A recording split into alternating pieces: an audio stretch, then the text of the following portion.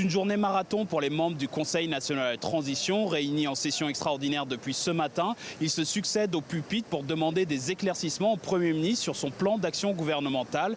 Il ne reste qu'un peu plus de 7 mois avant la fin théorique de la transition. Et dans ce contexte, le délai pour mettre en œuvre les différentes réformes proposées par l'exécutif est intenable pour certains. Alors la mise en place d'un organe unique des élections crée de fortes crispations. Le Premier ministre Choguel Maïga s'est vu rassurant. Pour lui, ce nouvel organe permettrait d'éviter les contestations et surtout réduire les coûts d'éventuelles élections futures. Alors la mise en place des assises nationales de leur refondation voulue par le gouvernement crée aussi des débats sur son utilité et sur la question sécuritaire. La question du dialogue avec les terroristes a été évoquée. Cette question a été balayée par le Premier ministre qui s'est concentré sur le recrutement de 12 000 militaires, la mise en œuvre de l'accord de paix d'Alger et aussi du processus de désarmement, de démobilisation et de réinsertion qui est prévu avec les groupes armés du nord du pays. Alors ce plan d'action gouvernemental, il a un budget de plus de 2 000 milliards de francs CFA qui va être financé sur fonds étatiques, mais on attend une participation d'entre 10 et 15% de la part des partenaires du Mali,